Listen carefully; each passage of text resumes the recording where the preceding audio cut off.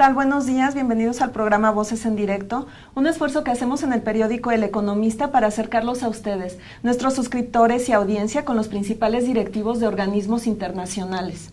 En esta ocasión nos acompaña por primera vez la Comisión Económica para América Latina y el Caribe, la CEPAL. Estamos muy emocionados de poder platicar con ellos, puesto que son de los pocos organismos que han puesto como las cifras macroeconómicas en su lugar.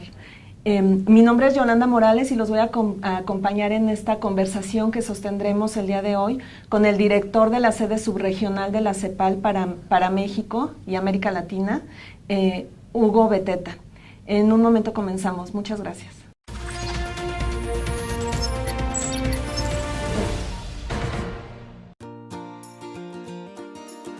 Horlogy es una revista dinámica con pasión por la alta relojería y el mundo que la rodea. Expresamos, conocemos y apreciamos los guardatiempos más exclusivos en el entorno para el que fueron creados. Descubre las más recientes tendencias en moda y tecnología, los elementos principales que forman tu personalidad y modo de vida. Descarga la aplicación para iPad y sumérgete en el mundo Horlogy. Entrevistas, conceptos innovadores, vanguardia, recomendaciones, noticias de interés y mucho más. Horlogy, la revista de alta relojería.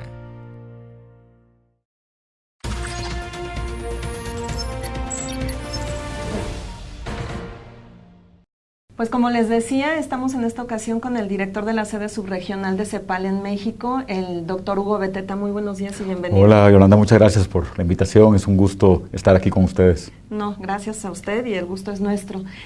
Pues miren, el tema, como los habíamos anticipado a nuestros suscriptores, el tema que queremos platicar con ustedes es el derecho al bienestar y a una vida digna. Obviamente la CEPAL tiene mucho que decir, como platicaba yo en la introducción, ustedes son los únicos, me parece, el único organismo internacional que ha dicho exactamente cómo se encuentra la situación de pobreza en México, cómo nos encontramos en situación del salario mínimo, que son dos factores determinantes, creo, para el tema que nos conduce. Entonces me gustaría conocer su opinión al respecto. ¿Nos puede platicar un poco, por favor? Claro que sí. Bueno, primero decir que la CEPAL es parte de las Naciones Unidas. Y las Naciones Unidas es una organización esencialmente centrada en la promoción de los derechos humanos. Los derechos humanos pueden ser entendidos tal vez en dos grandes categorías, lo que son los derechos políticos, civiles, y por otro lado los derechos económicos, sociales y culturales. La CEPAL se centra primordialmente en lo que es la promoción de los derechos económicos, sociales y culturales, que en pocas palabras es lo que se refiere a la salud física y mental, a la educación de calidad, al derecho también a un trabajo digno, a la libertad sindical, a la seguridad social, el derecho a un ambiente sano, en fin, todas las características, la cultura también, que posibilitan el florecimiento y la realización de las personas en sociedad. En este sentido, nosotros, en nuestra concepción, estos derechos son exigibles por la ciudadanía, son universales, también quiere decir que son para todos y son indivisibles, que no se pueden tratar parcialmente, sino son integrales. Y también en nuestra visión, el Estado es garante de lo que es la promoción, el respeto y sobre todo el cumplimiento de los derechos humanos. Son obligaciones de Estado. Es por eso que nosotros trabajamos de la mano con los gobiernos para acompañar en el desarrollo económico, social y ambiental de los países miembros de las Naciones Unidas. La Comisión está especialmente preocupada, por supuesto, en temas económicos, y es por eso que en nuestra concepción la economía es muy central para garantizar esos derechos. En la concepción tal vez más tradicional,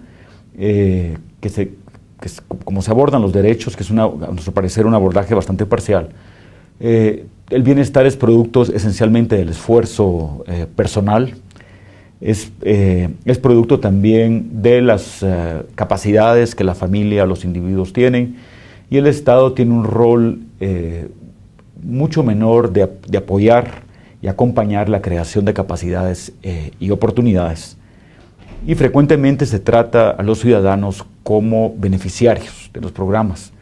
En la concepción de las Naciones Unidas, en realidad, los ciudadanos son derechohabientes y la pobreza y la exclusión no solo es resultado de las características individuales o familiares, sino de las características del sistema económico, que el modelo económico también genera exclusión y pobreza. Y es por eso que nos centramos mucho en conectar las características de los hogares, de las familias, de los individuos, con las características de la estructura económica, que a nuestro parecer también genera pobreza y desigualdad, y que son estructuras que le corresponde al Estado transformar, porque los individuos solos no logran hacerlo.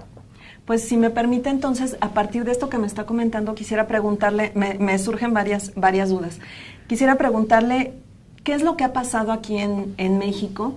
Porque yo como cualquiera de nuestra audiencia, nos sentimos seguros y nos sentimos en bienestar cuando sabemos que vamos a tener una percepción económica periódica, que nos van a pagar por nuestro salario, que tenemos una casa donde llegar, un lugar en donde estar, la seguridad de que nuestros hijos van a poder ir a la escuela y que están siendo bien educados. Pero no todos los mexicanos tenemos estas ventajas. ¿Qué es lo que ha pasado? ¿Qué ha fallado en la economía? Porque ustedes han mencionado varias veces que México es uno de los países que no ha logrado abatir la pobreza, pese a que nos han dicho que sí. ¿Qué es lo que ha pasado? ¿Qué está fallando? Pues mire, primero he de decir que la sociedad mexicana y diversos gobiernos han hecho grandes esfuerzos para aumentar el gasto social.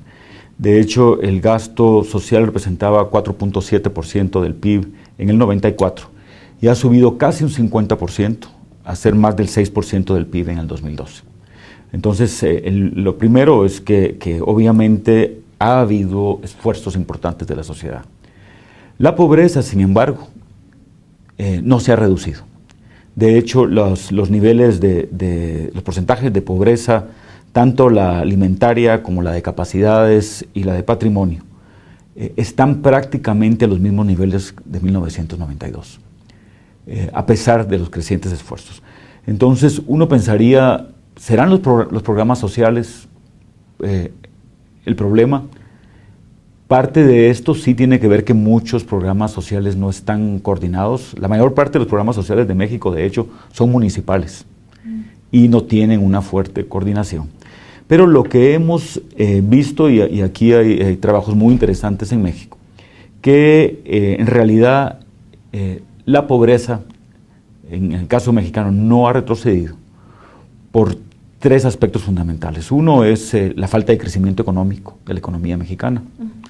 La economía mexicana ha crecido en promedio del 90 al 2014 alrededor de 2.3% anual. Eso es insuficiente para la demografía mexicana. México está en medio de una transición demográfica donde hay muchos jóvenes que están ingresando al mercado laboral y con nivel bajo de crecimiento.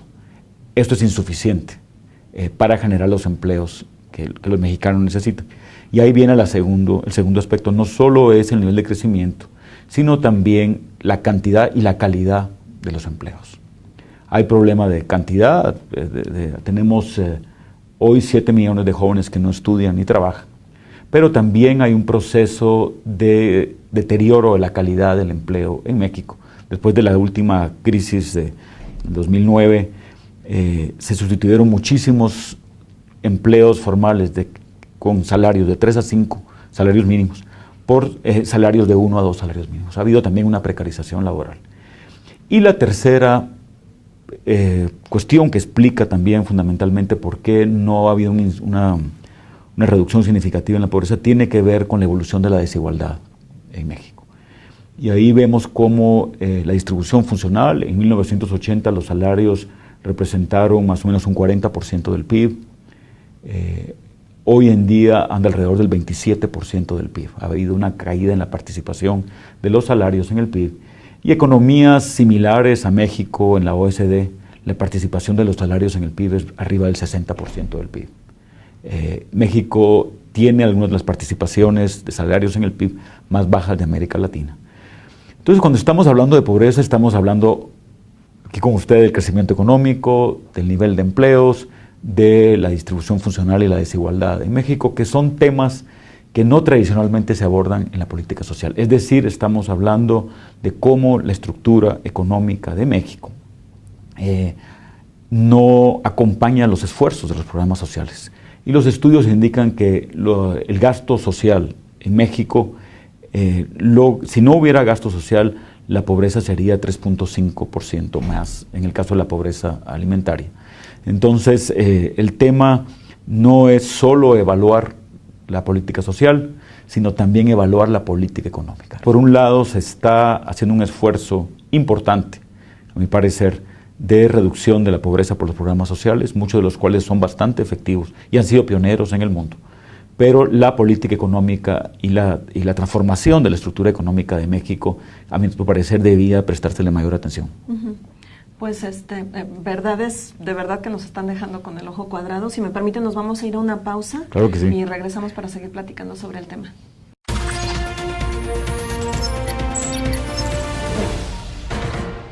El Economista trae para ti las mejores revistas con contenidos diseñados para un estilo de vida sofisticado, el lujo y lo más prestigiado de la moda. Te presentamos Bistronomy, la revista para el foodie mexicano. Tiene la misión de llevar a nuestros lectores en un recorrido por los mejores lugares para degustar platillos de excepción.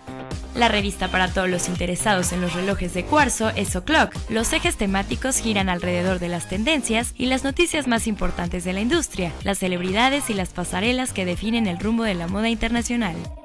Equestrian, la única revista de estilo de vida ligada al mundo ecuestre. Podrás encontrar noticias relacionadas con el lujo, los looks y accesorios obligados para él y para ella, los mejores gadgets, relojes, joyas, autos, motocicletas, vinos, restaurantes, platillos, spas y destinos. Si eres amante de la vida náutica, te presentamos Luxury on Board, donde te mostramos los mejores destinos nacionales e internacionales. Te ofrece un directorio actualizado con las marinas en México más importantes.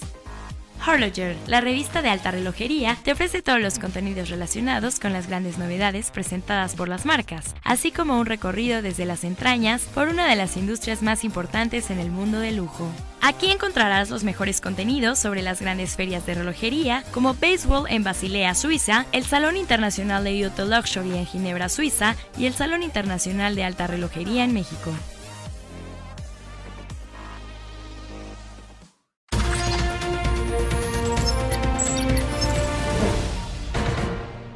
Pues continuamos con esta conversación con el director de la subsede regional para México y América Latina de la CEPAL, Hugo Beteta, y estamos platicando sobre la pobreza y el derecho al bienestar que tenemos aquí en México.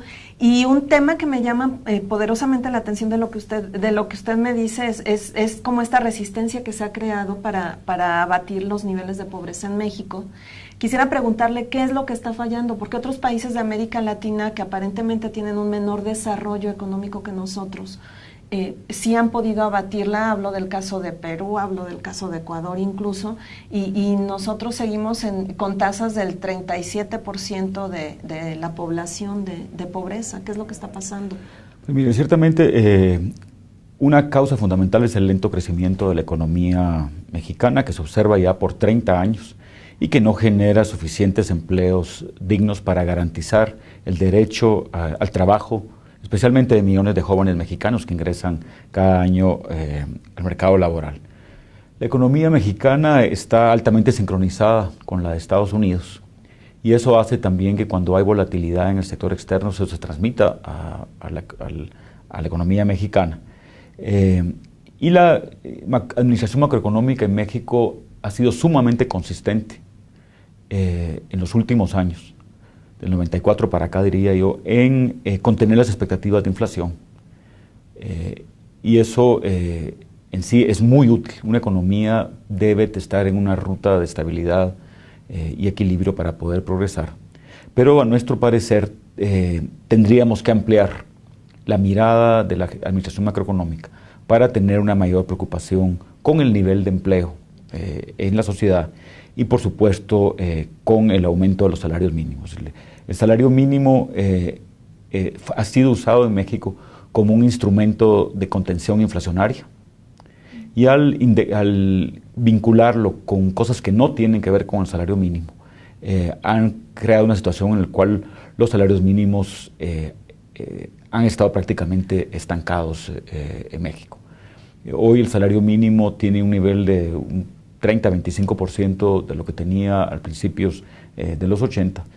Y cuando lo comparamos con América Latina, vemos, por ejemplo, de 22 países latinoamericanos que evaluamos recientemente, el salario mínimo de México es el más bajo. El salario mínimo acá, por ejemplo, es 40% más bajo que en Guatemala, que es un país mucho más pobre, que en Honduras. El salario mínimo en México representa solo el 15% del PIB per cápita, cuando en la mayor parte de los países representa entre el 30 y el 40% del PIB per cápita. Y lo que es más preocupante es que México es el único país en América Latina donde el salario mínimo es inferior a la línea de pobreza per cápita. Y eso se refleja en los indicadores de la propia Coneval, donde hay trabajadores formales que trabajan 8 horas y que no logran salir de la pobreza, ellos solos, mucho menos sacar de la pobreza a sus hijos, ¿no? Entonces, es por eso que es tan importante el debate que se está llevando a cabo en la sociedad mexicana sobre los salarios. El tema de la productividad, por supuesto, es muy relevante.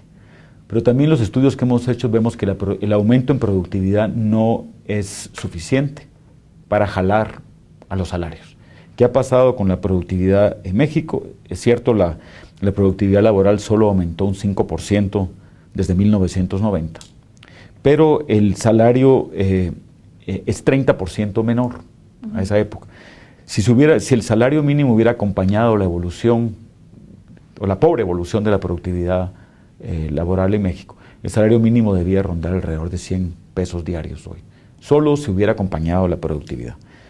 Entonces, nosotros nos parece que es muy importante para incidir en la reducción de la pobreza, el tema de los salarios. Recordemos que las personas y los hogares, su principal fuente de ingresos son los salarios, no son las transferencias del gobierno, ni son las remesas, ni son las rentas empresariales, son los salarios. Y en la medida de que el salario funcione para todos los mexicanos, va a funcionar, por supuesto, las estrategias de reducción y de acompañamiento de la pobreza que el Estado mexicano tiene y que, como hemos dicho, han sido bastante robustas, pero insuficientes para revertir lo que la economía no hace.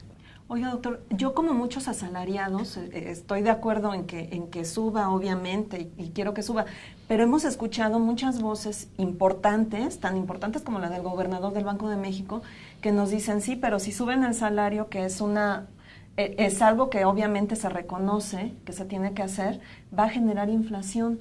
Y si no se sube aumentando la productividad, pues es como pararse en cajas de papel. Yo quisiera preguntarle, ¿cómo es posible que podamos subir el salario? ¿En cuánto tiempo se podría subir sin la productividad, que es lo que estoy entendiendo, sin aumentar la productividad, que es lo que estoy entendiendo que me dice? Sí, bueno, primero hay que diferenciar entre el salario y el salario mínimo. El salario mínimo no es un precio de la economía, es una señal que tiene efecto faro en las negociaciones laborales, y es un acuerdo de la sociedad donde se establece un piso mínimo. No es porque la productividad laboral de México es mucho más alta que la de muchos países, y sin embargo ahí la sociedad ha pensado que es importante tener este piso y mandar esta señal. ¿Por qué? Porque se está buscando un modelo de crecimiento más incluyente y que a su vez genera mayor mercado para las empresas nacionales. Por ejemplo, si aumenta el salario mínimo, van a haber muchas empresas que van a vender más y eso genera un dinamismo económico. Pero el tema de la productividad es obviamente muy importante. Pero yo creo que el tema principal aquí es la desindexación. Efectivamente, aquí se anclaron las pensiones, los préstamos, y es por eso que nosotros siempre hemos dicho que lo que estamos buscando es que el salario mínimo esté en una senda de recuperación, pero con prudencia y con gradualidad, porque es importante para reducir la pobreza y la desigualdad en México que el salario se recupere. Nos parece sumamente importante también que para que los efectos de las reformas estructurales lleguen a la gente, se preste atención al tema salarial Y como economista, por supuesto, la productividad es sumamente relevante. Pero lo que hemos visto en el caso del salario mínimo, y lo repito, es que la productividad, aunque ha tenido una evolución muy modesta del 90 para acá, ha subido mientras los salarios mínimos se han congelado. Entonces, nos parece que este es un tema crucial y que es anómalo comparándolo con los restos de países de América Latina, que el nivel de salarios que impera en México. La estrategia de competitividad no puede estar basada en la exoneración fiscal y los bajos impuestos y la represión salarial, sino la competitividad de un país, que nosotros argumentamos debe estar basada fundamentalmente en la innovación. Y en esto México ha sido capaz de transformar su economía de una economía que exportaba petróleo en los 80s a una economía que hoy exporta $1 billón al día y del cual menos del 10% es petróleo. Ha habido una transformación estructural de la economía, pero como digo, la competitividad del futuro no va a estar basada en la represión salarial y en los impuestos bajos, sino en una competitividad real que se basa en las crecientes calificaciones que la fuerza laboral mexicana tiene y que son de hecho más altas que las de muchos países que son competidores de México. Doctor, entonces por lo que me está diciendo, lo que ha fallado es el modelo económico. Pues el modelo económico necesita actualizarse, sí, necesita, creo yo, haber un debate. La administración macroeconómica prudente que garantiza la estabilidad es importante, pero si no hay una transformación de la estructura económica para que mediante la innovación genere más crecimiento y mejores empleos, la estabilidad, aunque necesaria, no es suficiente, obviamente, para sacar a los millones de mexicanos de la situación de pobreza en que viven. Ahora, yo quisiera, para finalizar este programa, quisiera platicar con usted. Recién que terminó la crisis o que estalló la crisis financiera mundial, yo recuerdo por ahí del año 2010, la secretaria ejecutiva de la CEPAL, Alicia Bárcena, alertaba de la posibilidad de que hubiera disturbios sociales a partir del deterioro de la situación económica. Quisiera aterrizarlo en la situación de pobreza y preguntarle, el hecho de no atender estos problemas de disparidades en el salario mínimo, estos niveles de pobreza que tenemos en México, ¿esto podría generar o podría ser un semillero de disturbios sociales? Pues mire, eso es muy peculiar a cada sociedad, porque aquí hay una válvula de escape que muchos emigran, ¿verdad? Y emigran con sus talentos, son las personas que toman más riesgos, que innovan más, las que terminan yéndose y generan muchísima riqueza en los Estados Unidos, ¿no? Nosotros lo que decimos que es muy importante impulsar un patrón de crecimiento más incluyente, porque la igualdad genera crecimiento. ¿Cómo? Pues si hay personas que están en mejores condiciones de consumir, por supuesto eso va a beneficiar a muchísimas empresas mexicanas que tienen un mercado impresionante. Si los 120 millones de mexicanos consumieran más, el país crecería más. Entonces pensamos que es importante crecer, pero ¿para qué? Para mejorar la garantía de los derechos de calidad de vida de todos los mexicanos, pero que esto a su vez, el igualar, genera condiciones de mejor crecimiento. Entonces ese es un elemento muy importante que ha frenado, creo yo, el crecimiento mexicano. Ciertamente la desigualdad y la desigualdad funcional especialmente.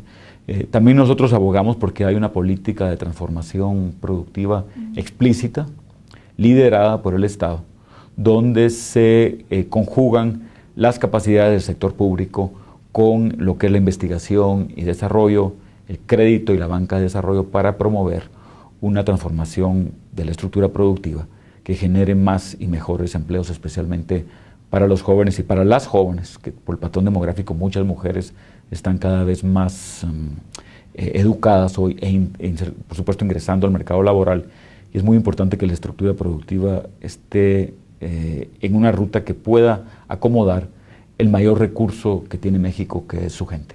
¿Cuánto tiempo podría tomarnos hacer todos estos cambios, suponiendo que todos los actores políticos y sociales se sienten y estén de acuerdo en yo creo que en el caso mexicano se ha evidenciado la capacidad de la clase política de lograr acuerdos y hacer reformas impactantes, que hace 2 o 3 años nadie imaginaría que era posible hacerlas, y yo creo que esa capacidad existe en México y existe más que en otros países que han sido incapaces de avanzar una agenda como las 11 reformas que aquí pasaron, que es una evidencia de que el capital, la clase política puede lograr grandes acuerdos.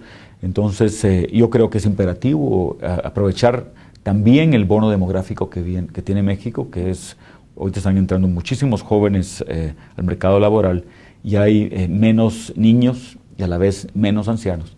Y esta es una oportunidad única para transformar a México. Entonces yo creo que se debe hacer en esta generación y es posible hacerlo. ¿Esta generación cuántos años son? Mire, una generación normalmente uno habla de los próximos 20 años. Okay. Pero la estructura, México se transformó mucho del 80 para el 2000 y yo creo que tiene las condiciones para transformar la posibilidad y de oportunidades de ejercicio de los derechos económicos para todos y cada uno de los mexicanos en un horizonte de una generación. Muy bien, pues doctor Beteta, le agradezco mucho que haya estado con nosotros. Como se los dije a ustedes, un punto de vista muy importante, muy interesante que nos permite aterrizar en lo que nos afecta a nosotros, a todos los ciudadanos, toda esta estabilidad macroeconómica y financiera que tenemos.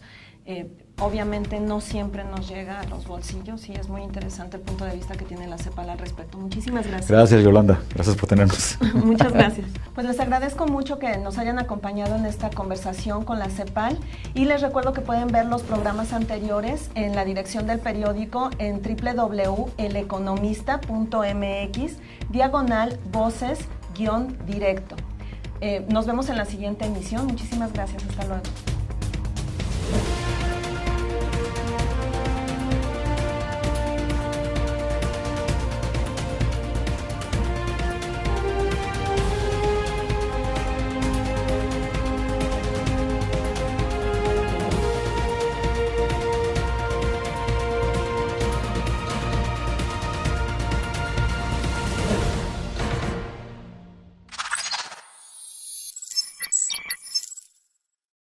El Economista, 25 años generando información de valor.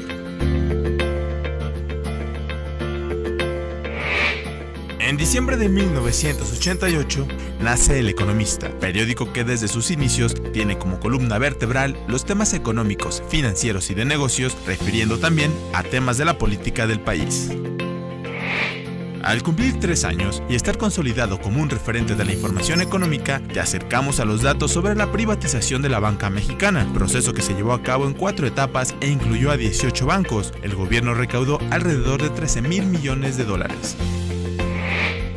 Para 1994, la información económica cimbraba al país, cuando el gobierno emitió deuda interna en pesos e indexada al dólar, con vencimientos a corto plazo que llevaría el efecto tequila. Además, se observó una drástica caída en las reservas internacionales y la devaluación del peso frente al dólar. En nuestro 9º aniversario, te informamos sobre los conflictos en la Cámara de Diputados, donde se discutía el cómo salir adelante pese a la fuerte crisis que el país atravesaba. Mientras tanto, en Pemex se llevó una reorganización, quedando en un corporativo con 4 filiales: Pemex Exploración y Producción, Pemex Refinación, Pemex Gas y Petroquímica Básica y Pemex Petroquímica. Con la llegada del nuevo milenio, llegó también un nuevo partido al poder en México, lo que se tradujo en diversos cambios políticos. Ese mismo año, la industria automotriz registró un repunte y alcanzó su nivel máximo de producción, 1.923.544 unidades. En 2002, y con 15 años como líderes en la información económica, te acercamos al nacimiento de la Sociedad Hipotecaria Federal, el Banco de Desarrollo, que ofrece garantías para la vivienda. En El Economista, recompensamos a nuestros suscriptores creando el Club de Lector y además lanzamos Horlogy, la revista de alta relojería. A la llegada del 2005, la situación económica de México repuntó, siendo las exportaciones una pieza clave en el movimiento de inversiones, mientras las remesas desde Estados Unidos subieron más del 200%. En este mismo año, la Secretaría de Energía publicó un acuerdo para dar mayor certidumbre a los inversionistas en gas natural y electricidad. En 2007, cuando cumplíamos 19 años contigo, inició en Estados Unidos la crisis subprime. En México se inauguró la presa El Cajón, que implicó inversiones por $800 millones, y se reformó la ley del ISSSTE, marcando la pauta para la transformación del FOBISSSTE. Para 2009, cuando el presidente de la República, Felipe Calderón, tomó la decisión de liquidar la virtualmente quebrada Luz y Fuerza del Centro, El Economista cumplía 21 años y con una nueva administración te ofrecía un nuevo diseño, una nueva identidad de marca y te informamos con una presentación más amigable, destacando los temas de relevancia. Para el aniversario 22, en El Economista reforzamos la oferta en información con nuevos suplementos, transmisiones en vivo y presentamos la nueva división de revistas con el relanzamiento de la revista Horology. Además, rediseñamos el sitio web de acuerdo a las nuevas tendencias globales. En el México de 2011, cuando cumplíamos 23 años, se conservaba un entorno económico fuerte, a pesar de la crisis global que mantenía en apuros a otros países. El Economista presenta Tendencias 2012 con importantes funcionarios de gobierno y economistas de renombre en un evento transmitido en vivo en nuestro portal. En 2012, El Economista expande su división de revistas, mientras se da en México las campañas presidenciales, siendo elegido el mexiquense Enrique Peña Nieto para ocupar la presidencia de nuestro país. La llegada del 2013 trajo consigo la discusión de las reformas estructurales presentadas por el Ejecutivo, que se lograron aprobar gracias al acuerdo entre los principales partidos políticos. En El Economista iniciamos los festejos por nuestros 25 años de información veraz, oportuna y confiable. El Economista, 25 años generando información de valor.